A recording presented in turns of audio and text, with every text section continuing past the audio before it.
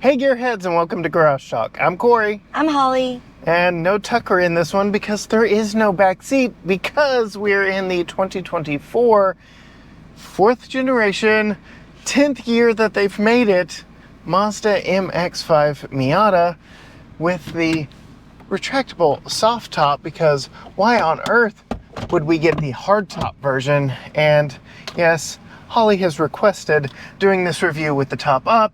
It is quite warm today. In this video, we'll tell you how it fits us, maybe not our family of three. Stay tuned.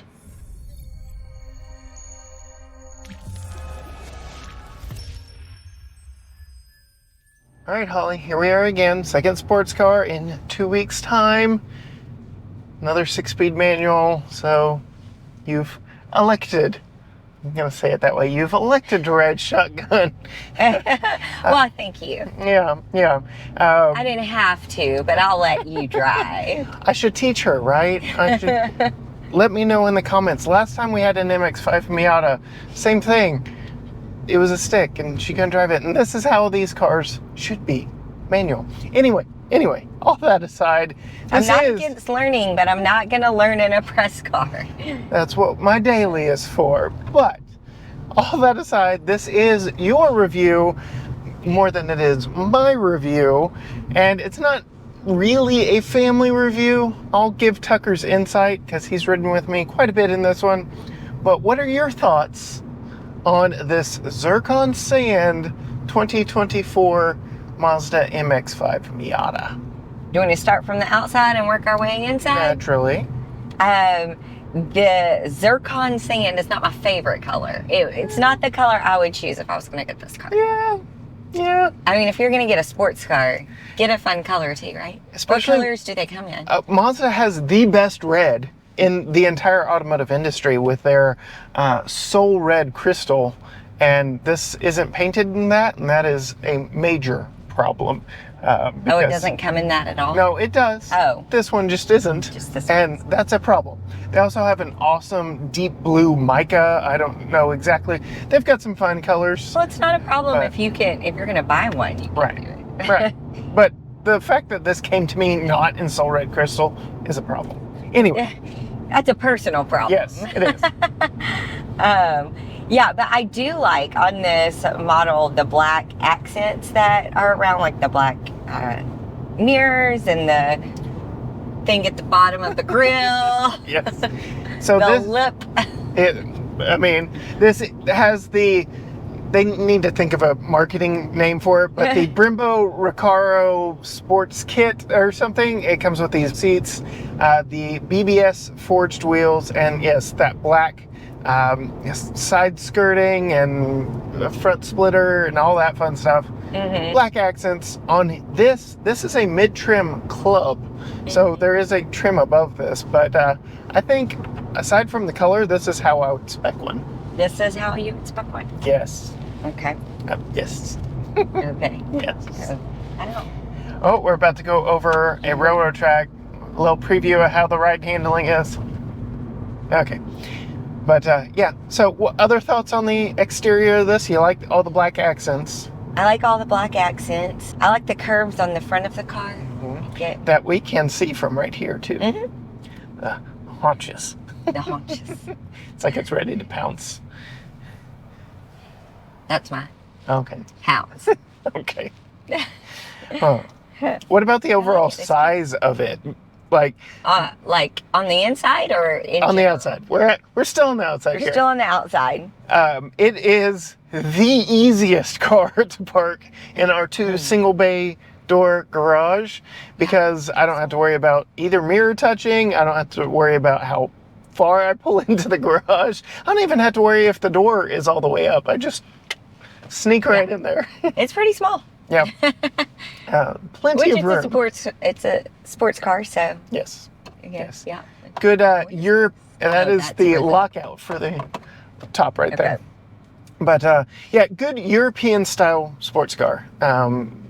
Cars like this were all the rage post-war in Europe because the roads are small and they were affordable. And I say affordable because everything is relative. Yeah. And that still remains true today. This is affordable, but yeah.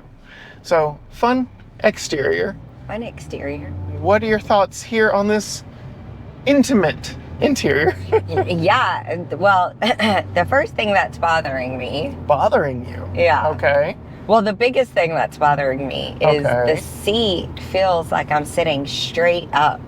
Well, yes, there is And limited space. You have to scoot it forward in order to recline it backward. It has a stop for how far you can recline it backwards. Interesting. So I am 5 foot. I've put it like all the way up to my knees on the dash, and I can't recline it any further. Interesting. See, look. I'll just show you right here. Yeah. Oh wait. Huh.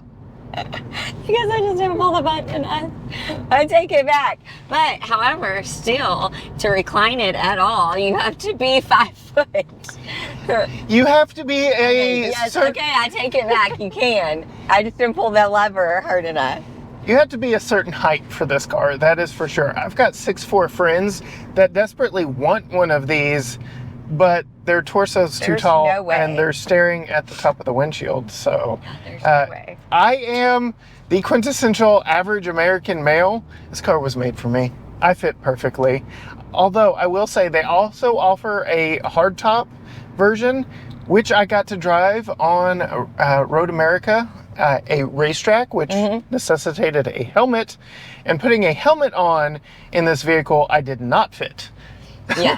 I had to scoot down. It was very uncomfortable, but I have to change this. it was still a lot of fun on a racetrack. So, Cool. yeah. Other thoughts on the interior? Well, there's not a lot of storage because it's a sports car, but I do like that there's some thoughtful placements of the storage, Okay. I guess. Okay. And one of those is like the cup holder here. Yeah. You can put it right here or you can put it right here, Yes. which I like having If options. you're not there, that's where I would prefer it. That's for sure. Yeah, so I like that you have some options on that kind of thing. Talk to me about the center console, though. the center console. Itty bitty living space. What are you putting in there? Hold a second. Nope. Here, my wallet. If your wallet doesn't fit, we've got problems. Okay. It fits. Yeah, so this is tiny.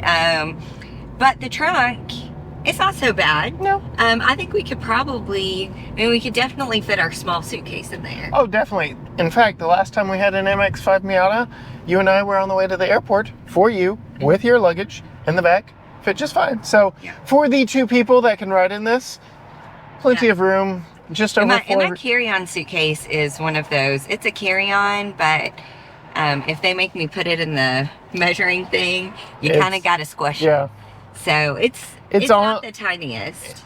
It's on the edge of what's acceptable. Of what's acceptable. So, and that would fit nicely. I think maybe even our medium size would fit in it if the hole wasn't so small. Well, but I guess you could maneuver it in there. Yeah, Maybe. And you could probably, yes, there's things you can do. There's things you can do. We're going to pause a little bit from interior and cargo space because now we are on the historic brick streets, I can't talk, of downtown Tyler, Texas. We're dodging trash in the street. But this is a sports car. We're on old pavement, so to speak. What are your thoughts on the ride and handling? That was the biggest one. I was wincing ahead of time. I was wincing when we went over those railroad tracks a while back. Yeah. And it wasn't as bad as I thought. I mean, you're definitely riding on the ground. But it's not too bad. It's not beating me up, but partially because these seats are super comfortable. Especially now that you've got it and it's... Especially now that I've been able to lean it back. Yes. So, all right. The ride is a sports car, but it doesn't beat you up. It doesn't shred your spine with every individual brick we drive over. Yeah, no. Okay. I mean, you can feel it. Yeah. It's a sports car, but it's not bad. Okay. Back to interior storage and stuff. Yeah. Where's the glove box? Here you go. Yep, there it is. And there's a little lock on it. Yeah, and it's large enough for our go back. So yeah, I mean, but it's not up here. It's not up here. There's no space now that I've moved up for up here. Anyway. Definitely not. The other curious thing is there's a big bump down here on the left side. Yeah. I don't love that. Yeah. So it's taking. I am 5 foot, and it's taking up my feet space, my leg space. Yeah. Some of the plumbing and mechanical bits are finding their way a little bit inside here with us. Does yours have a bump? No, because this is a driver's car. It's part of the exhaust. Oh. So, yes. Probably the catalytic converter underneath there. But well, just so you know, it's taking up half of the legroom. So, also pick your passengers accordingly. Yeah. Which I guess is a good segue to a passenger of mine for most of this week in Tucker, who has really enjoyed riding in this one. The last time we had one wasn't really quite big enough for a booster seat. This car has no latch points for a child safety seat, though it does have a automatic sensing passenger side airbag, so he can ride over there now in his booster seat now that he's tall enough. The safety on this vehicle, I have a full interview with the head of Mazda Safety on our YouTube channel, on all podcast platforms, where every bit of Mazda's standard safety is also found here in this car. So we've got rear cross traffic alert, we've got blind spot, we've got lane departure warnings, we've got rollover hoops, we've got all the standard safety stuff, even here in their small little sports car, which I think it's going a long way. Tucker likes it, but you know what's very interesting? He's picked the convertible as his ride of choice multiple times this week. He told me this morning he doesn't like his hair blowing in the wind. That's a kid whimsy. Yeah. Because tomorrow he will like it. Yes, yes. But there's that little anecdotal bit of information. Also, I can reference just from that last traffic light that the windshield is low enough that certain lights you have to do one of these. The light we're at now. I don't think I'll have a problem, but I'm 5 foot. Yeah. All right, we had to talk about livability a little bit on this one. Getting in and out. How was it for you getting in? Just kind of let gravity do it all, right? Yeah, it wasn't too bad. Sometimes with sports cars, I feel like you have to maneuver? Yeah, maneuver in. This one wasn't too bad. It is extremely easy to do also with the top down, which well, that's true. You just kind of slide in and drop and you're good. Getting out, I'll put video of me attempting to get out. Bad. Well, again, easier with the top off. Yeah. And then with the top up, visibility is meh. Meh. Trying to see over there, not great.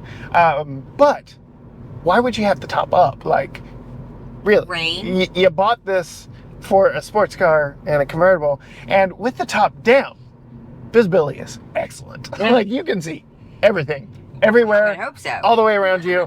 It's good. So, yeah, livability. Have this in your garage for a beautiful, cool day with no clouds in the sky, or maybe some big shady clouds, but not rain clouds. And yeah, you'll be good. And, you know, if it does decide to rain, top is very easy to put up or take down from this spot right here. Other thoughts on the interior in here? I really like this. I was wondering if you were going to get to there. Yeah, it looks like the outside of the car is on the inside. I like that. And it matches perfectly. Sometimes, because this is plastic, it can be off. But no, works quite well. And it's like a seamless transition from the haunches up front to this panel right here. So it's a cool look. I do think there's a spot right here. Well, maybe not. That there could be a little something, something. No. There's not. Here, I'm going to put this in here. Yeah, it's tight in here. It's tight. It's tight, but there is a little cubby behind us as well. Both seats, a little cubby back there. About big enough. A charger? Nope. No.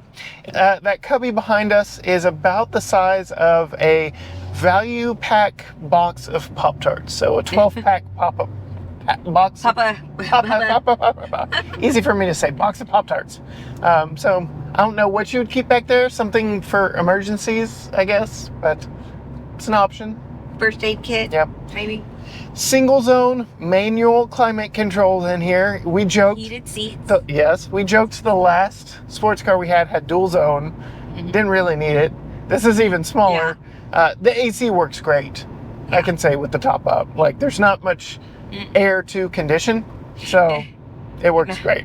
Even here on a 85 degree, 9 o'clock in the morning, East Texas summer day. Yeah. So what's the fuel efficiency? Well, currently after 170 miles of driving, and driving it like a sports car, we'll just... Where did you drive it 170 miles? I mean, it's a sports car, and it's me, so I wanted to drive it. I've gone to see my parents. I've reviewed it, not only on this channel, but on our premium channel. Go check that out. So, yes, in 170 miles, we're getting 24.7 mpg, and that included literally sitting and idling for about an hour while we were changing camera setups and stuff for our premium channel review. So this is getting stellar fuel economy from its 2-liter 4-cylinder. I'm quite impressed. So we've gone up to 24.7 now. So that is a very nice touch. And I guess a good segue to the gauges back here, which I assume if you were looking at them, you would love in the fact that they are analog. Actual gauges. But I am curious. Real life. Your thoughts. If you look closely, what is front and center in front of me? Is it the speedometer? Oh yeah, no, it's not the speedometer. It's the tachometer. The speedometer is relegated to the side because that's not important. Oh yeah, no, that's not important. Knowing what gear you're in and what your RPMs are in a sports car is the more important information. So, front and center, tachometer. Would that get annoying to you? Yes. I figured as much. But not from riding on this side because I can see the speedometer better. Yeah. And then here on the left side, this is... Keep you in check. This is one of 2 screens in this vehicle. So you can swipe through some different information here. 2 trip computers, your lane keep information, your driving directions, how many miles left you have of fuel, etc. And then we have a larger 8.8-inch Apple CarPlay, Android Auto, all wireless, and it is touch sensitive. So, yeah, very nice. That's nice. And then we also get your favorite control knob, though I feel like I had to be a T-Rex in order to reach it. Because I probably wouldn't have that much. Yeah, I do, though. So, yeah, but really like that. And while we're talking infotainment, our Recaro seats that have micro suede that you have now determined are very comfortable also have speakers in the headrest for when you're driving with the top down. Thoughtful touches in here. Especially the speakers in the headrest. You need them. They come in handy. So that is nice. Let's see that price tag, baby. Uh-oh. It's expensive. What are your guesses? Again, this is the mid-trim. This is a club. There is a trim above this, but this has the sport package on it. This has got all the things. So it's loaded for the mid-trim. While you're thinking of that, I will go ahead and say 55. The fuel economy on the window sticker is 26, 34, 29. 55. No. Too high. 45. No. 35. Closer. So this one, I'll go ahead and let you unlock and read it. It'll be the bottom number on that one that says price as tested. 38,920. That's not bad. Starting price 28. Yeah, but that's for a different trim. But yeah, I know, for a different trim. You can get into a Miata, same powertrain, same. Wow. Same. Thoughts on the price? I think that's great for a sports car if you're wanting to get into it, especially a Miata. The quintessential sports car at that. Like, when most people think of a sports car in America, this should be it, because not many other vehicles actually fit the true definition of sports car. That term has become kind of watered down. Like, yeah, a Camaro's not a sports car. A Corvette really isn't a sports car. It's too big, it's too heavy. Like, there are very few cars that actually fit that definition. one of which we had last week. That's because people want their cake and eat it too. They want a sports car that fits their family of 5. Right. Which, those are opposed. So, but yeah, the car we had last week and the Toyota GR86, I feel fits the sports car theme. So, yeah, pretty nice, pretty fun. Can I have one? Pretty fun, pretty nice. Can I have this one? For this price? In red?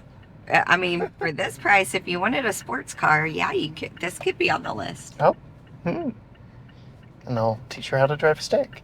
And then she'll love it even more. So she loves it that much, not even getting to be behind the wheel. That's right. So, just saying. If you want to know more from Holly, see some behind the scenes stuff from her, go find her on Facebook and Instagram at Female Consumer. You can find all things GT Garage Talk at GT Garage Talk.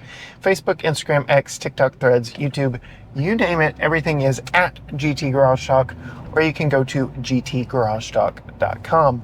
But as for us, in the 2024 Mazda MX-5 Miata Club, until next time, gearheads. Bye. Bye.